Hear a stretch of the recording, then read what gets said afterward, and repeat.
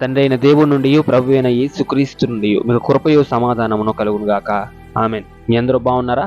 దేవుని కృపలో మీ అందరూ వర్ధిల్లుచున్నారని నేను నమ్ముచున్నాను. ఆయన వాక్యాన్ని ధ్యానిస్తూ మీ విశ్వాస జీవితంలో, క్రైస్తవ జీవితంలో, ప్రార్థనా జీవితంలో మీరు ముందు కొనసాగిపోతున్నారని నేను విశ్వసిస్తున్నాను.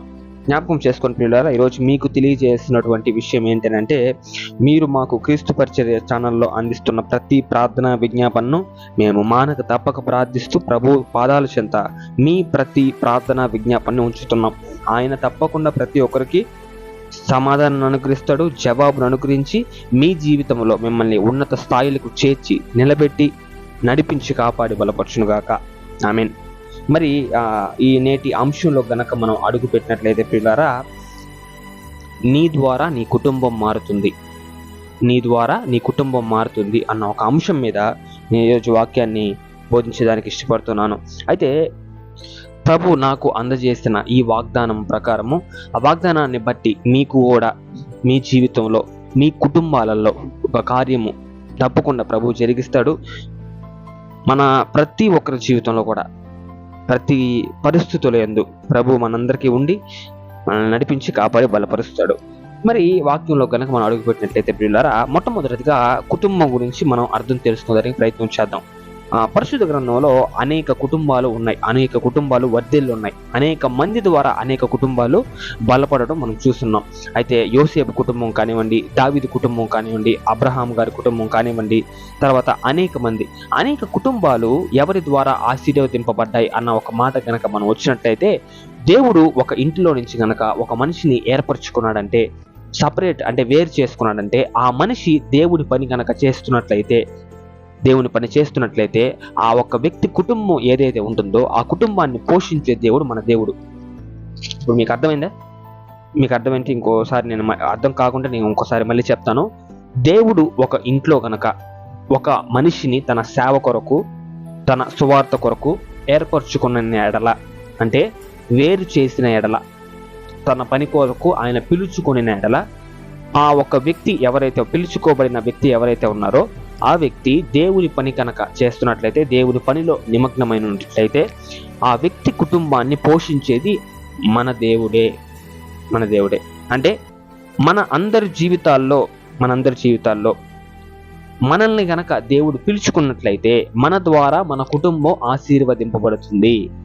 నీ ద్వారా ఒకవేళ ఈ వాక్యం వింటున్నట్లు అయితే ఎవరైనా పిలువబడిన వారు, మీ ద్వారా మీ కుటుంబం మారాలి అని అంటే ఏం చేయాలి? దేవుని పని మాత్రమే మీరు చేయాలి. అంటే మీరు తప్పుగా అనుకోవద్దు, నేను మీరు అని ఎందుకు అంటున్నానంటే, దేవుడు నాకు ఈ తలాంతుని అనుగ్రహించిన ప్రకారం మీ జీవితంలో మీకు కూడా ఒక తలాంతుని అనేది అనుగ్రహించుంటాడు. అది ఏదో నాకైతే తెలియదు. మీరు ప్రార్థన గొప్పగా చేయగలుగుతారా? వాక్యం గొప్పగా చెప్పగలుగుతారా?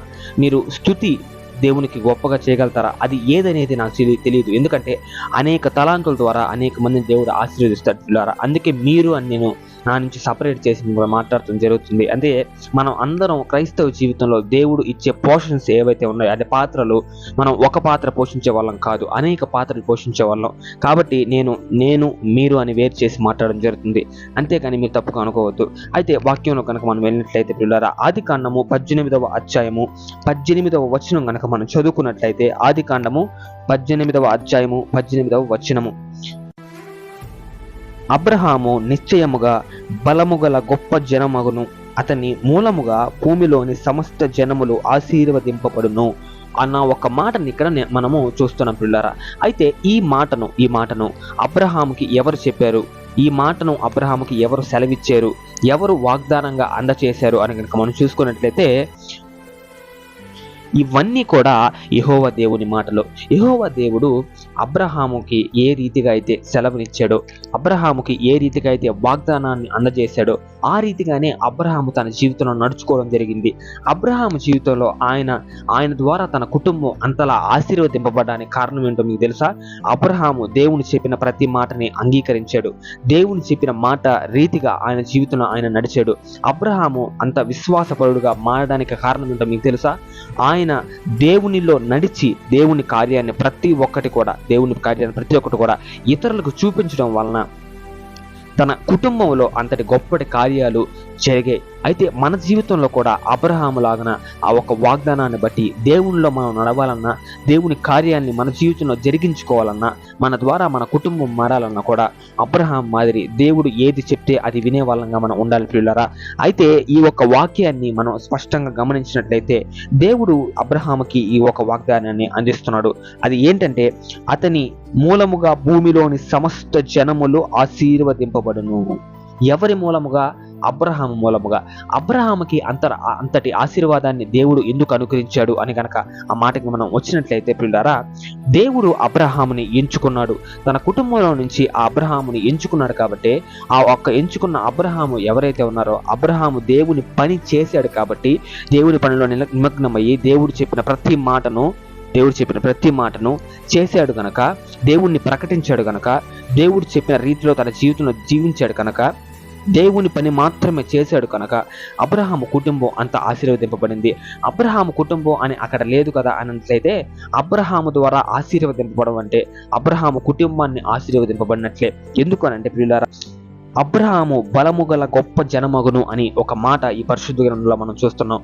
గొప్ప జనముగా అబ్రహాము మారడం అంటే అబ్రహాములో నుంచి అనేక మంది సినిమాల్లో చూపించినట్టు వస్తారు అని అర్థం కాదు. అబ్రహాంలో నుంచి కొత్తగా వేరే క్యారెక్టర్లు పుట్టుకొస్తాయని మాటకి అర్థం కాదు. అబ్రహాము మూలముగా అంత గొప్ప జనముగా మారుతారు అని దేవుడు చెప్పిన మాటకి అర్థం ఏంటంటే, అబ్రహాము వలన తన కుటుంబం ఆశీర్వదింపబడుతుంది అని ఆ మాటకి అర్థం. అబ్రహాము వలన తన కుటుంబం ఆశీర్వదింపబడిన తర్వాత ఆ కుటుంబాన్ని చూసిన అనేక మంది కుటుంబాల్లో మార్పు తప్పకుండా కలుగుతుంది. అయితే నీ జీవితంలో నువ్వు మారి నీ కుటుంబాన్ని మార్చాలి అని నువ్వు ప్రయత్నం చేస్తున్నావా? అబ్రహాం మాదిరి ఆ ఒక వాగ్దానాన్ని నీవు జీవితంలో స్వీకరించగలుగుతున్నావా? మనం జ్ఞాపకం చేసుకుందాం. అనేక సందర్భాల్లో క్రైస్తవులుగా బ్రతికి మనం ఉండి ఏం చేస్తాం అని కనుక మనం చూసుకున్నట్లయితే, దేవుణ్ణి మనం దూరం పెడతాం. దేవుడు ఒక కుటుంబంలో నుంచి ఒక వ్యక్తిని ఎంచుకున్నాడు అని అంటే యోసేపు మాదిరి ఉంటాడు. యాకోబు ఆ కుటుంబంలో యోసేపుని దేవుడు ఎంచుకున్న రీతిగా యోసేపుని అధిక బలముతో ఆశీర్వదించడం కూడా మనం చూస్తాం పిల్లారా. యోసేపు చేయని పని లేదు. ఏంటంటే, దేవుని పనిలో ప్రతి ఒక్క దాంట్లో కూడా యోసేపు మొట్టమొదటి స్థానంలో నిలిచాడు. పవిత్రతలో మొట్టమొదటి స్థానంలో నిలిచాడు. తెలివితేటల్లో మొట్టమొదటి స్థానంలో నిలిచాడు. శక్తిలో మొట్టమొదటి స్థానంలో నిలిచాడు. అయితే తన కుటుంబాన్ని పోషించుకోవడంలో మొట్టమొదటి స్థానం నిలిచాడు. అన్నల్ని క్షమించడంలో మొట్టమొదటి స్థానం పోషించాడు. తండ్రి యందు తల్లి యందు విశ్వాసం ఉంచడంలో, తన మీద నమ్మకం ఉంచడంలో, తన యందు ప్రేమ కలిగి జీవించడంలో యోసేపు మొట్టమొదటి స్థానం కలిగి జీవించాడు. అయితే ఇంత మొట్టమొదటి స్థానం ప్రతి ఒక్క దాంట్లో యోసేపు కలిగి జీవించినందువలన, దేవుని పని యోసేపు చేసినందువలన యోసేపుకి క్షమించే గుణం వచ్చింది. అంటే యోసేపు ద్వారా తన కుటుంబం రక్షింపబడింది. అనేక సందర్భాల్లో మనం యాకోబు కుటుంబాన్ని మాత్రమే చూస్తాం, కానీ యోసేపు ఆ కుటుంబంలోంచి ఎంచబడ్డాడు అన్న ఒక విషయం ఎవరికి అర్థం కాదు. పెద్దగా ఆ విషయాన్ని ఎవరు కూడా పట్టించుకోరు. ఆ విషయాన్ని కనుక మనం పట్టించుకున్నట్లయితే ప్రియులారా, యోసేపు, అబ్రహాము మరి వీళ్ళిద్దరి జీవితంలోంచి మన కుటుంబాన్ని మనం సపరేట్ చేయాలి. ఎలాగ సపరేట్ చేయాలి అని మనం కనుక చూసుకున్నట్టయితే, యాకోబు జీవితంలో అత్యంత ముఖ్యమైన పాత్ర ఈ యోసేపు అనే ఆయన పోషించాడు పిల్లారా. ఎందుకంటే తన కుమారుడు అయినప్పటికీ యాకోబు తన యందు పెట్టిన నమ్మకాన్ని ఏ రోజు యోసేపు ఒమ్ము చేయలేదు. తండ్రికి విధేయతతో బతికాడు, తల్లికి విధేయతతో బతికాడు. అన్నలు తన పట్ల అంత అన్యాయం చేసినప్పటికీ అన్నలను క్షమించడంలో యోసేపు మొట్టమొదటి స్థానంలో నిలిచాడు. యోసేపు అబ్రహాముకి ఇంతటి ఆశీర్వాదాన్ని దేవుడు ఎలా అనుగ్రహించాడు? ఆ ఒక కుటుంబంలో నుంచి యోసేపుని అబ్రహాముని దేవుడు ఎంచుకున్న రీతిగా వీళ్ళిద్దరూ దేవుని పని చేశారు కాబట్టి, దేవుని పనిలోనే వీళ్ళ జీవితాన్ని గడిపారు కాబట్టి వీళ్ళ కుటుంబాన్ని దేవుడు ఆశీర్వదించడం మనం చూస్తున్నాం ప్రియులారా. వీళ్ళ బిడ్డల్ని దేవుడు ఆశీర్వదించడం మనం చూస్తున్నాం. వీళ్ళ తల్లిదండ్రుల్ని దేవుడు ఆశీర్వదించడం మనం చూస్తున్నాం. వీరి జీవితంలో దేవుని కొరకు మాత్రమే తమ శక్తిని ఖర్చు పెట్టారు కనుక తమ కుటుంబాలు ఏవైతే ఉన్నాయో అవి ఆశీర్వదింపబడడం, దేవుని మూలముగా దర్శింపబడడం మనం చూస్తున్నాం పిల్లారా. అయితే ఆదికాండము 18వ అధ్యాయము 19వ వచనం గనక మనం చూసుకున్నట్లయితే, ఎట్లనగా యెహోవా అబ్రహామును గూర్చి చెప్పినది అతనికి కలుగు చేయనట్లు తన తర్వాత తన పిల్లలను తన ఇంటి వారును నీతి న్యాయములు జరిగించుచు యెహోవా మార్గమును గైకొనుటకు అతడు వారికి ఆజ్ఞాపించినట్లు నేను అతనిని ఎరిగి ఉన్నాను. అంటే అబ్రహాము చేసిన ఆ పనులు ఏవైతే ఉన్నాయో దేవునిలో, అవి తన కుటుంబాన్ని నీతి మార్గముల్లో నడిపించేదానికి సహాయపడింది. అంటే యెహోవా మార్గముల్లో వాళ్ళ కుటుంబం నడవడానికి ముఖ్య కారణం ఏంటో తెలుసా? అబ్రహాము దేవుడు చెప్పిన ప్రతి మాటని విన్నాడు కాబట్టి, అబ్రహాము దేవుడు చెప్పిన ప్రతి మాటని చేశాడు కాబట్టి తన కుటుంబం అంత గొప్ప జనముగా మారింది. మరి ఇక్కడ పరిశుద్ధ గ్రంథంలో మనం చూస్తున్న రీతిగానే దేవుడు అబ్రహాముకి సెలవిచ్చిన రీతిగానే తన కుటుంబంలో జరిగించాడు అని మనం చూస్తున్నాం పిల్లారా. అంటే ఆ కుటుంబంలోంచి అబ్రహాం బయటకు వచ్చాడు కాబట్టి, బయటకు వచ్చి దేవుని సేవ అబ్రహాము చేస్తున్నాడు కాబట్టి అబ్రహాము కుటుంబాన్ని దేవుడు నిండార్లుగా ఆశీర్వదించబడ్డం ఈ ఒక వాక్యంలో మనం చూస్తున్నాం. అయితే 19వ అధ్యాయంలో మనకు స్పష్టంగా ఇక్కడ ఉంది, ఎట్లనగా యెహోవా అబ్రహామునకు గూర్చి చెప్పినది అతనికి కలుగు చేయనట్లు తన తర్వాత తన పిల్లలను తన ఇంటి వారును నీతి న్యాయములను జరిగించుచు యెహోవా మార్గమును గైకొనుటకు. యెహోవా మార్గం అంటే నీతి మార్గము, యెహోవా మార్గం అంటే నీతి మార్గము. ఆ మార్గములో నడిచేదానికి తన కుటుంబానికి సహాయపడింది ఎవరు? ముఖ్య కారకుడు ఎవరు? అబ్రహాము. యోసేపు జీవితంలో కూడా అంతే ప్రియులారా. యోసేపు జీవితంలో కూడా అంత ఒక అన్యాయము తన జీవితంలో తన అన్నలు జరిగించినప్పటికీ తన కుటుంబాన్ని యోసేపు వదులుకోలేదు. తన కుటుంబం ద్వారా తన ద్వారా తన కుటుంబం మారబడింది. ఎందుకు మారబడింది అని మనం చూసుకున్నట్లయితే, దేవుడు తన కుటుంబంలోంచి యోసేపును వేరుపరిచాడు. యోసేపుకున్న ప్రతి ఒక్క క్వాలిటీలో కూడా దేవుడు ప్రకటింపబడ్డాడు. ఆ ఒక దూరదేశములకు వెళ్ళినప్పుడు యోసేపు ఎక్కడ కూడా వాళ్ళ దేవుళ్ళకు మొక్కడం కానివ్వండి, ఆ రాజులకు మొక్కడం కానివ్వండి చేయలేదు. రాజుకి ఉపయోగపడేలా యోసేపును దేవుడు ఆశీర్వదించబడడం కూడా ఈ యొక్క పరిశుద్ధ గ్రంథంలో మనం చూస్తాం ప్రియులారా.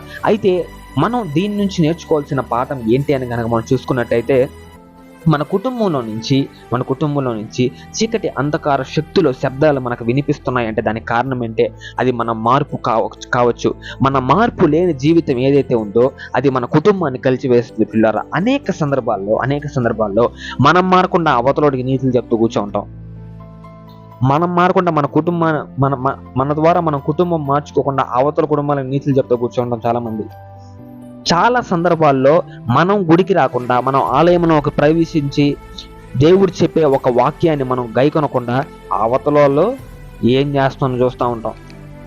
మన జీవితాన్ని మార్చుకోకుండా ఎంతసేపటికి అవతల జీవితాన్ని మనం ఏదైతే చూపుతూ ఉంటాం. మరి రామపత్రికలో ఒక మాట ఉంటుంది, తీర్పు తీర్చకూడదు. ఎందుకు? నువ్వు బాగున్నప్పటికీ, నువ్వు చెడిపోయినప్పటికీ ఒకరిని గూర్చి నువ్వు తీర్పు తీర్చకూడదు. ఎందుకంటే నువ్వు మారి లేవు కాబట్టి, మార్పు కలిగిన జీవితం నీలో లేదు కాబట్టి, నీ మూలముగా నీ కుటుంబం మారలేదు కాబట్టి నీవు తీర్పు తీర్చేదానికి అర్హుడవు కాదు. చాలా మంది చేసేది ఇదే తమ జీవితాలలో. వారి ద్వారా వాళ్ళ కుటుంబం మారపడుతుంది అని దేవుడు ఆశీర్వదించినప్పటికీ, వారి ద్వారా వారి కుటుంబం మారపడుతుంది అని దేవుడు వాగ్దానాన్ని అనుగ్రహించినప్పటికీ, అబ్రహాము లాగా ఆ ఒక వాక్కుని ఎత్తి చేపట్టి తన కుటుంబం కోసం పోరాడేదానికి ఏ ఒక్కడు ముందుకు రాడు.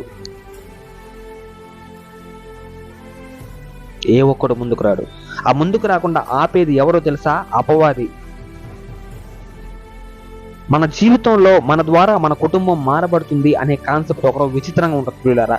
ఎందుకంటే అబ్రహాము జీవితం కూడా ప్రతి ఒక్కరికి విచిత్రంగా ఉంటుంది కాబట్టి. ఏంటి అని అంటే, చివరికి అబ్రహాము జీవితాన్ని మనం చూసేటప్పటికి విశ్వాసులకు తండ్రిగా దేవుడు అబ్రహామును నియమించడం జరిగింది. విశ్వాసులకు తండ్రిగా మన జీవితంలో మన మార్పు కొరకు దేవుడు ఎదురు చూస్తున్నాడు పిల్లారా. మనం ఎప్పుడైతే మారతామో, మారిన జీవితం, మార్పు కలిగిన జీవితం మనం జీవిస్తామో, అప్పుడు మన ద్వారా మన జీవితంలో అద్భుత కార్యం జరుగుతుంది. మన ద్వారా మన కుటుంబం మారబడుతుంది. మన ద్వారా మన జీవితంలో రేగుతున్న చీకటి అంధకార శక్తులన్నీ లయమవుతాయి. మన ద్వారా మీరు ఏడవాల్సిన అవసరం లేదు, భయపడాల్సిన అవసరం లేదు. మీ యొక్క శ్రమలన్నీ, బాధలన్నీ, కష్టాలన్నీ ఎత్తుకుపోయి ఇతరులు చెప్పుకోవాల్సిన అవసరం లేదు. మీరు చేయవలసిన మొట్టమొదటి పని మీరు మారడం. మీరు మారితే తప్పకుండా మీ కుటుంబాన్ని దేవుడు మారుస్తాడు. తప్పకుండా మీ కుటుంబాన్ని మీ ద్వారా దేవుడు రక్షిస్తాడు. దావీదు జీవితంలో తప్పుల్ని అన్నిటినీ ఒప్పుకున్నప్పటికీ ఆయన కొద్దో గొప్ప మారలేదు కనుకే అబ్షాలోముని దేవుడు ఆశీర్వదించాడు పిల్లారా.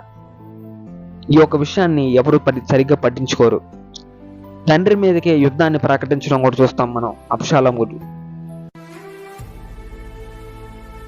ఇవన్నీ ఎందుకంటారు?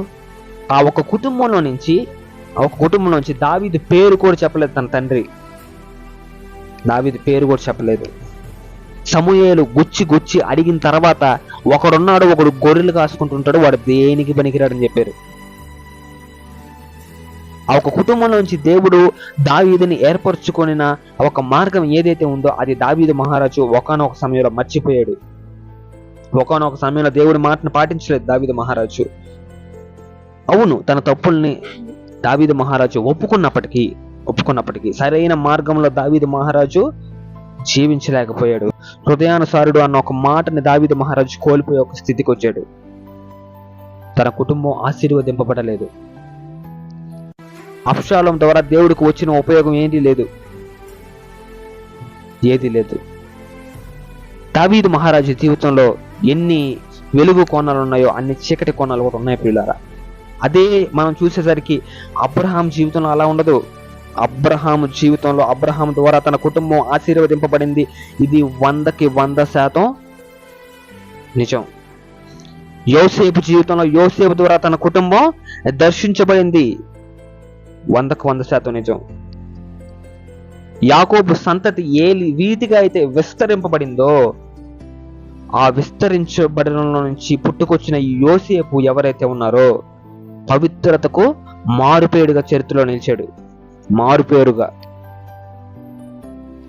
ఈరోజు మన జీవితంలో దేవుని యందు జీవించాలంటే, మన కుటుంబం ఆశీర్వదింపబడాలంటే మొట్టమొదట మనం దేవునిలో నిలబడగలగాలి ప్రియులారా.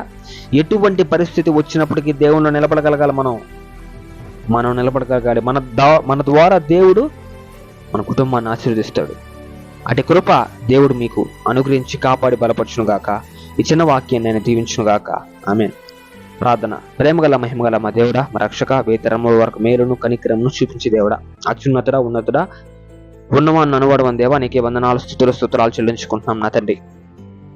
నేను జ్ఞాపకం చేసుకున్న తండ్రి, నీ ప్రియ బిడ్డల ప్రియ కుటుంబాలను నా తండ్రి ఈరోజు మేము ధ్యానించుకున్న రీతిగా నా తండ్రి మా ద్వారా నా తండ్రి మా కుటుంబాలు మారేదానికి నీ యొక్క అవకాశాన్ని మాకు మరలా అనుగ్రహించమని వేడుకుంటున్నాం నా తండ్రి. ఇప్పుడు వరకు నా తండ్రి నీవు ఇచ్చిన ప్రతి ఒక్క అవకాశాన్ని మేము నాశనం చేసుకున్నామేమో నా తండ్రి, వదులుకున్నామేమో నా తండ్రి. ఒక అవకాశాన్ని ఇవ్వండి నా తండ్రి. మా ద్వారా మా కుటుంబాన్ని మార్చుకునే దానికి మేము ప్రయత్నం చేస్తాం నా తండ్రి. నీ యొక్క శక్తి పొందుకొని మా కుటుంబాన్ని మార్చుకునేదానికి, మేము మారేదానికి, మార్పు కలిగిన జీవితం మేము జీవించేదానికి నా తండ్రి మేము ప్రయాసపడతాం నా తండ్రి. ప్రయాసపడతాం. మమ్మల్ని జ్ఞాపకం చేసుకొని మమ్మల్ని నమ్మండి నా తండ్రి. తెలిసి తెలియక ఏదైనా తప్పులు చేస్తుంటే మమ్మల్ని మన్నించండి నా తండ్రి. పాపానికి నా తండ్రి మాకు ప్రాయశ్చిత్తాన్ని అనుగ్రహించమని వేడుకుంటున్నాం నా తండ్రి. అనేక మంది జీవితాల్లో నా తండ్రి వారు మారకుండా నా తండ్రి, వారి కుటుంబంలో నా తండ్రి అభివృద్ధికి కలగకుండా జీవిస్తున్నారు నా తండ్రి. బిడ్డల జీవితాల్లో మార్పు కలిగేదానికి నీ సహాయాన్ని అనుగ్రహించమని వేడుకుంటున్నాం నా తండ్రి. ఈ క్రీస్తు పరిచర్య ఛానల్లో అనేక మంది వారి ప్రార్థన అవసరతలు మాకు తెలియజేయచుండగా ప్రతి ఒక్కరి ప్రార్థన అవసరతను మానక తప్పక మేము ప్రార్థిస్తున్నాం నా తండ్రి. నీ యొక్క పాదాలు చెంత పెట్టున్నాం నా తండ్రి. వారికి జవాబును అనుగ్రహించండి, కృపను అనుగ్రహించండి, సమాధానం అనుగ్రహించండి. వారి జీవితంలో అన్ని ఉన్నత స్థాయిలకు చేర్చమని వేడుకుంటున్నాం నా తండ్రి. అదేవిధంగా నా తండ్రి క్రీస్తు పరిచర్య ఛానల్లో వాక్యం చెప్పే నాకు కానివ్వండి, అన్నకి కానివ్వండి, జీవితంలో నా తండ్రి ఇంకా మంచి వర్తమానాలు నా తండ్రి ఈ యొక్క క్రీస్తు పరిచర్య ఛానల్లో వాగ్దానాల రీతిగా మేము అందించేదానికి నీ కృపని సహాయాన్ని మాలో బలపరచమని వేడుకుంటున్నాం నా తండ్రి.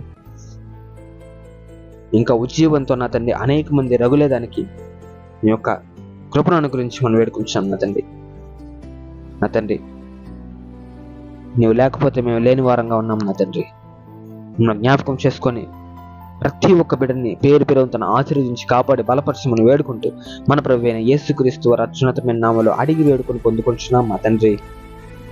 Amen. Praise the Lord. May God bless you all.